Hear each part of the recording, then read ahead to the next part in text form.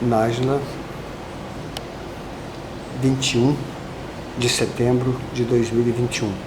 Do proto-espírito ao espírito, a evolução. Bom dia, irmãos. É com muita alegria que nós recomeçamos esse trabalho, que nunca parou. Ele esteve acontecendo em outras formas.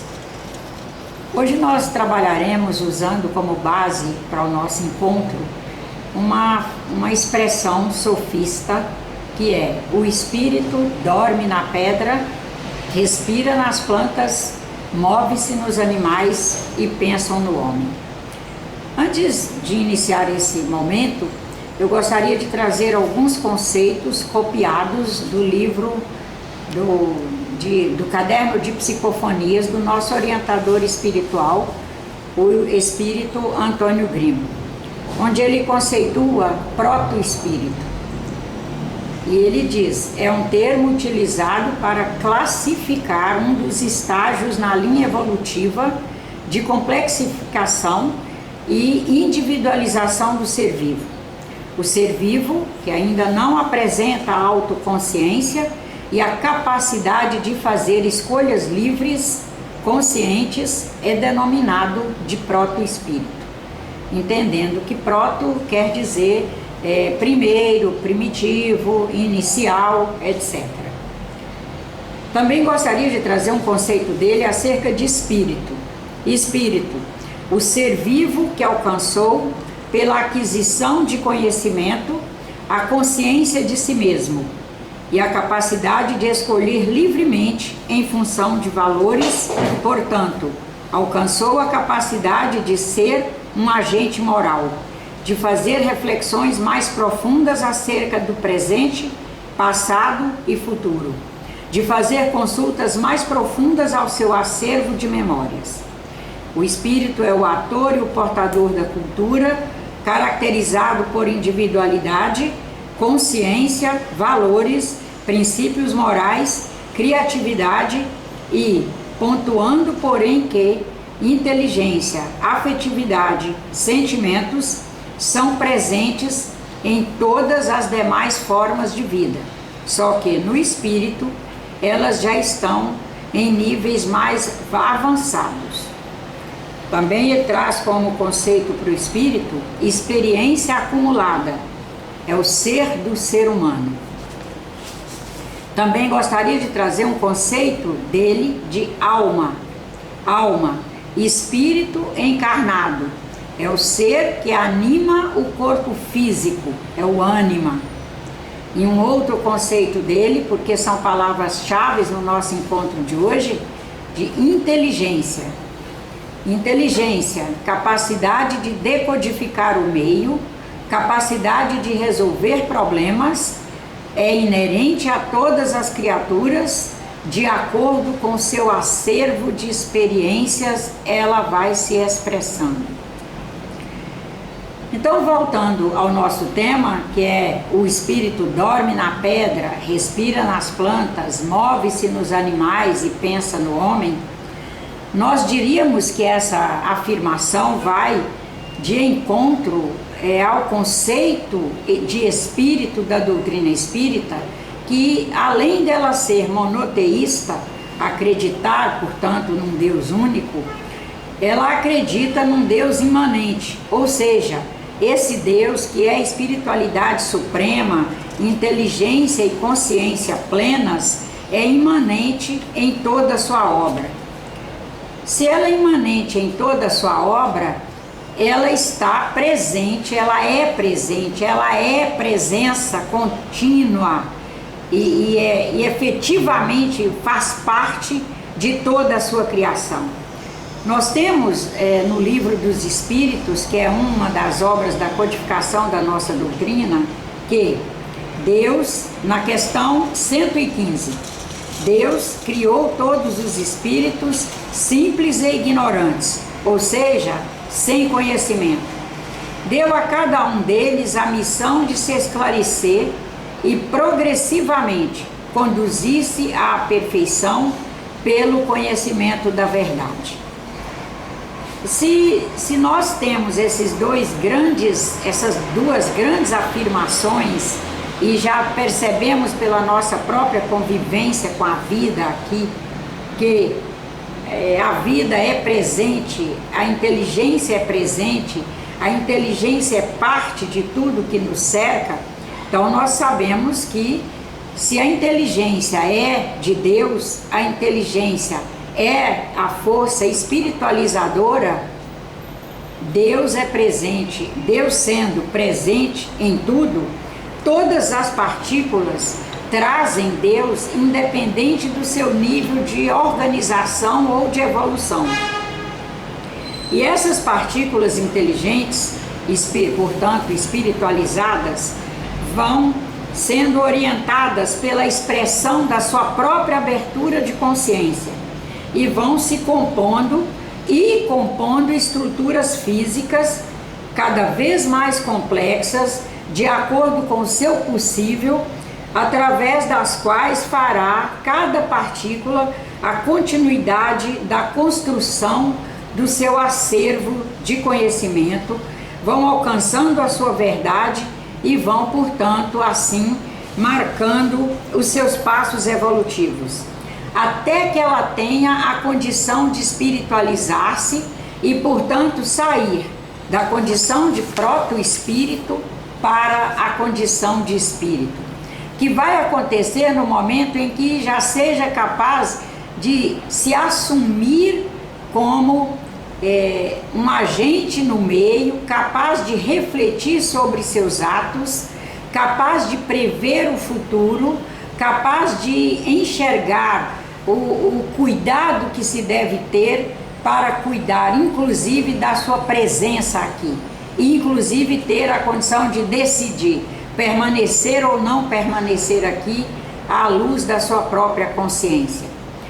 Se nós já sabemos que o espírito é o ser vivo que alcançou pela aquisição do conhecimento essa consciência de si mesmo e a capacidade de olhar a si mesmo e tomar as suas decisões, nós percebemos que, seja na condição de espírito ou de proto-espírito, na sua caminhada evolutiva, esse ser, cada ser, vai fazendo, à luz da sua abertura de consciência, do micro ao macro, nos níveis incontáveis de realidade, as suas escolhas num primeiro momento, de forma mais dirigida e assessorada por outras composições que podem lhe orientar, e a primeira e maior delas é a consciência divina que vem no âmago de cada ser,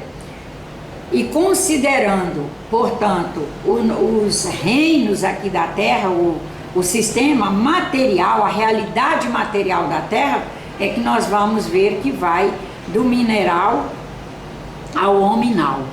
Já sabendo que o homem nada mais é do que um animal que alcançou, pelo seu acervo de experiências, uma capacidade de um conhecimento maior e que deve ser expressado em benefício de todos.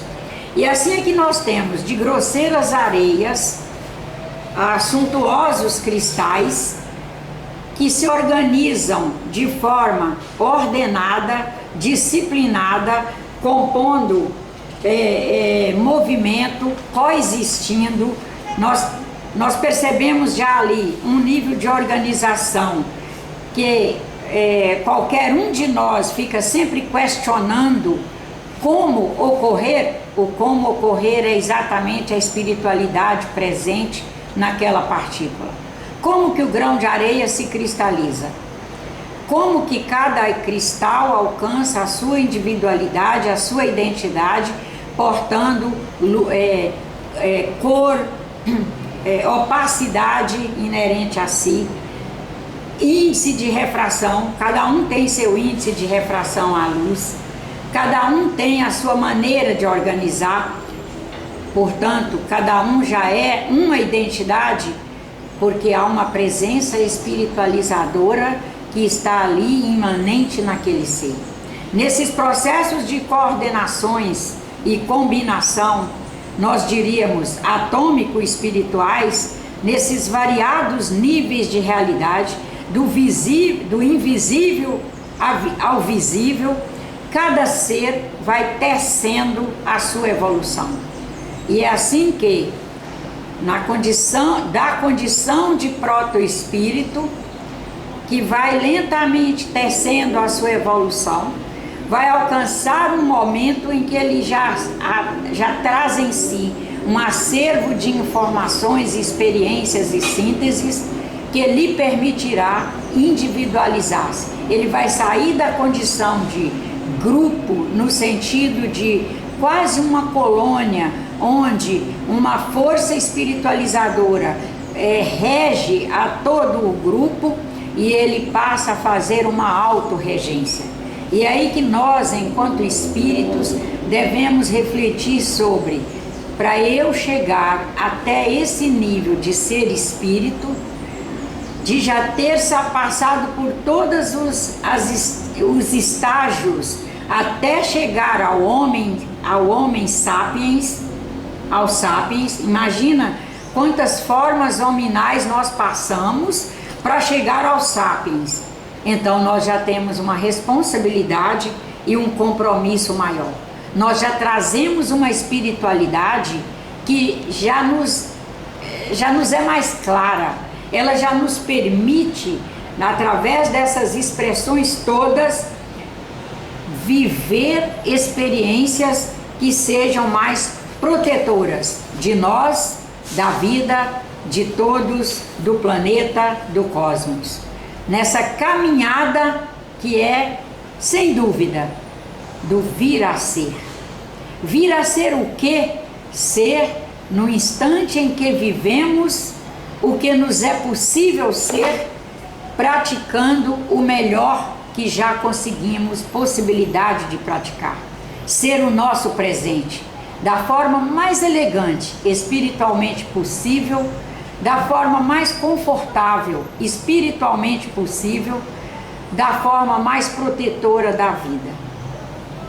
Quando os sufistas nos trouxeram essa afirmação, que para aquele tempo era uma máxima e que para nós continua sendo, o espírito dorme na pedra, respira na planta, move-se nos animais e pensa no homem, ainda não se concebia naquele momento movimento na pedra. Quem sabe ainda não se concebia inteligência nos vegetais, nem inteligência mais sentimento nos animais, mas já nos indicavam a presença da espiritualidade, que é o espírito, em todas as formas materiais existentes, nos mostrando que se a espiritualidade, que é a inteligência divina, é presente em todas as formas materiais, ela é uma presença imaterial que ocupa absolutamente todos os espaços. Se não sabemos qual é o estágio, qual é o tempo, qual é o momento que um proto-espírito efetivamente alcança a condição de espírito, mas nós já temos condições de pensar, refletir, para em conjunto, em rede, virmos a alcançar essa verdade. Nós percebemos que a evolução científica, filosófica, religiosa, com essa evolução que nós estamos aí convivendo, já nos é possível saber que o cosmos, sendo inteligência e movimento, no mineral já está impresso inteligência, já está impresso movimento, já está impresso pensamento latente, assim como em todas as demais formas que nos níveis aqui de realidade material da Terra já são formas mais complexas, mais evoluídas. Nós, com os instrumentos disponíveis na atualidade, já nos é possível percebermos, por exemplo, o intenso movimento dos elétrons nos átomos, e estes átomos, essas subpartículas atômicas, combinando e formando absolutamente tudo o que está aqui. Então, mesmo uma pedra que nós olhamos, imaginamos que esteja paradona, ela é um intenso movimento. Nós já percebemos, por exemplo, com a evolução científica e filosófico-religiosa, o temor e a angústia que uma planta experimenta ao nos aproximarmos dela com uma ferramenta de corte com a intenção de cortá-la. Nós já percebemos, por exemplo, e já nos indagamos muito, por que um cão age de uma maneira com relação a uma pessoa e de outra maneira com relação a outra pessoa. Nós já percebemos, por exemplo, a adrenalina que um bovino disponibiliza em seu organismo ao se encaminhar para o matadouro. Então nós já sabemos que todas as classes são inteligentes, têm percepção, vão alcançando sentimentos. Quem lida com animais percebe o quanto eles falam conosco, o quanto eles dialogam, o quanto eles ficam tristes com a tristeza, alegres com a alegria, o quanto eles sabem se comportar quando vivem num meio que é socializadamente bem feito. Se nós percebemos que de forma mais ou menos ou mais rudimentar, já há movimento, percepção, mentalidade, pensamento em todas as formas de vida aqui existentes, nós já temos condições de nos irmanarmos mais. Já é tempo de desenvolvermos práticas mais respeitosas para com todas as formas de vida, incluindo a nós que somos o primeiro na lista, para dividirmos e repassarmos esse modus operandi de respeito e cuidado aos nossos irmãos todos que vão, dos irmãos que estão no nível hominal conosco, ao mineral que está lá quietinho no lugar dele, ou voando, ou sendo movimentado pelos ventos e etc. Nós já temos condições de sairmos da ideia de que o homem é o ser inteligente do planeta e passar para a ideia de que somos apenas um ser que divide inteligência com os demais e que esses demais dividem conosco a sua inteligência, seus saberes, as suas lições, suas orientações. Nós já temos condições de perceber que somos apenas um ser inteligente como todos os demais, que alcançou uma complexidade maior, que é capaz de decodificar melhor o meio, transcodificá-lo para nós mesmos e para os demais.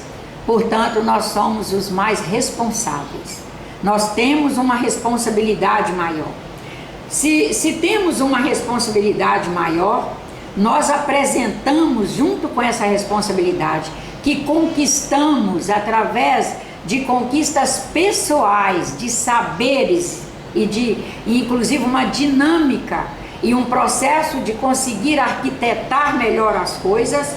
Apresentamos condições de, quando sensibilizados para o bem, e essa sensibilização é do nosso interior para o exterior. Não é que o outro vá me sensibilizar, eu me sensibilizar para o bem. Sou capaz de, sensibilizada, fazer grandes alterações ou pequenas alterações, mas que sejam significativas, positivas ao meio. E ter o cuidado porque sabemos que não sensibilizados para o bem, seremos capazes de ser o maior predador de todos os demais. Nós seremos capazes de destruir não só a vida, como condições de vida por séculos e quem sabe por milênios no planeta. E essa condição de grande predador é exatamente compatível com a condição de grande construtor. Então, é só nós, através de um esforço pelo bem, suprimirmos em nós as possibilidades que não sejam para o bem. Através do uso do nosso acervo de conhecimento acumulado e de consultas interiores que nos permitam acessar esse acervo, fazer um leque de combinações maiores no sentido do bem, realmente pensar o bem, querer o bem, nos esforçar pelo bem, não sermos pessoas focadas no bem, para que esses espíritos reencarnantes atuais que estão chegando tão diferenciados para melhor ao planeta, sejam acolhidos por bons educadores que os cultivem bem, que cultivem bem esses espíritos chegantes, para que nós possamos, aqui ou alhures, porque quando eles estiverem adultos nós estaremos desencarnados, porém vivos, ativos, convivendo com eles através das nossas redes de comunicação, podermos, na consciência do nosso ser, dizer a nós mesmos: o que eu pude fazer de melhor eu fiz. O que faltou fazer realmente foi porque eu não consegui no maior esforço que busquei. Nós estarmos, eu diria, livres da lastimável condição de anciões aqui encarnados ou jovens desencarnados, espíritos recentemente desencarnados, ou espíritos com muitos anos de desencarnação, nós nos ausentarmos da lastimável reflexão, não diria reflexão, da lastimável descoberta, através das reflexões que fizermos e das inflexões aos atos praticados por nós aqui na Terra, nós podermos nos ausentar da lastimável condição de arrependimento. Porque arrependimento é algo que, eu diria, não nos resolve. Nós devemos fugir dele, é por isso. Nós devemos nos esforçar para poder nos dar ciência sempre de que fizemos o nosso melhor possível para com todas as formas espirituais, sejam na condição de proto-espírito, enquanto o proto-espírito estava ali no movimento da pedra, do grão de areia, enquanto ele estava no movimento e na capacidade de respirar e de abstrair alimentos do solo e produzir seus nutrientes, que são as plantas, da condição de traçar níveis de relacionamento mais íntimo, mais afetivo ou pouco afetivo que seja com os homens, presente nos animais e, sobretudo, com relação aos nossos irmãos na forma hominal. Sabermos que o que podíamos fazer por eles, nós fizemos através de todas as nossas reflexões, boa vontade, dedicação e um profícuo trabalho, sem nunca nos sentir cansados. Que nós estejamos todos os dias nos perguntando se somos donos da vida ou se somos todos a vida. Donos da vida, nós não seremos donos dos animais, nós não seremos predadores do planeta.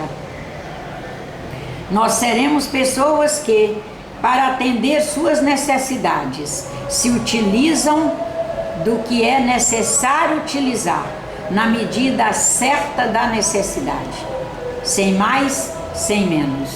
Sairemos, portanto, do rol das possibilidades da luxúria, dos desvarios, do consumismo e do materialismo, etc. Muito há para pensarmos juntos e juntos irmos construindo respostas a muitas indagações acerca dos passos do proto-espírito para passar à condição de espírito, dos passos do espírito na sua evolução e etc.